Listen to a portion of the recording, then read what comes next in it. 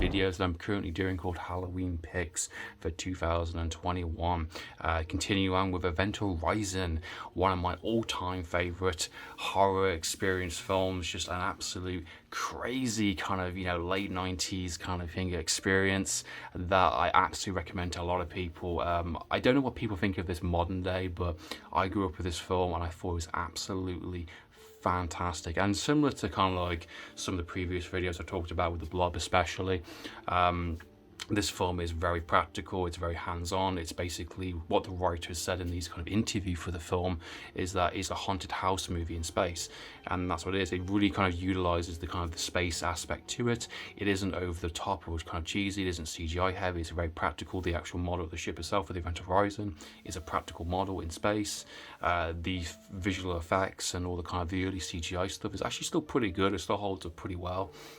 I absolutely love the massive black hole device kind of labyrinth. It just feels like a nightmare, and the fact that someone built that is absolutely incredible. And the film has so much tension going in and so much kind of dread, and it does the right amount of balance between sucking you into this kind of experience, the mystery of what happened to the Event Horizon, what happened to this kind of prototype ship that is gone somewhere, and its crew has vanished, and this team has to go in to investigate. And you've got the fantastic Lawrence Fishburne that it just kills it in this film. Absolutely incredible. Has some of the best lines of the entire film, alongside Sam Neill, which goes a little bit bonkers towards the kind of the second, third act of the film, which if you haven't seen it, you're in for a real treat there, guys. This film has so much good original characters and interesting characters, some really fantastic kind of early performances also in the film. A little bit of that kind of late 90s, early 2000s kind of like rock music in places, which is quite nice. I think it works quite well with the feel of the film. Paul W.S. Anderson did a really fantastic job with this film, and I think it's definitely divided in places. I think some people like it, some people don't, some people don't get it.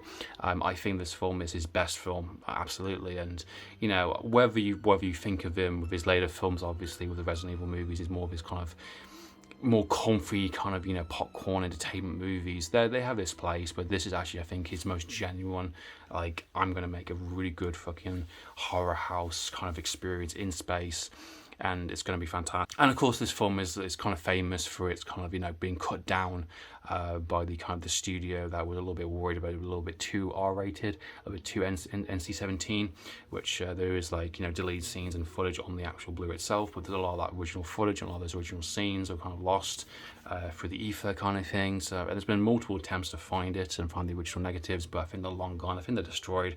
So I don't think we're going to get the complete version, the Paul W.S. Anderson kind of cut.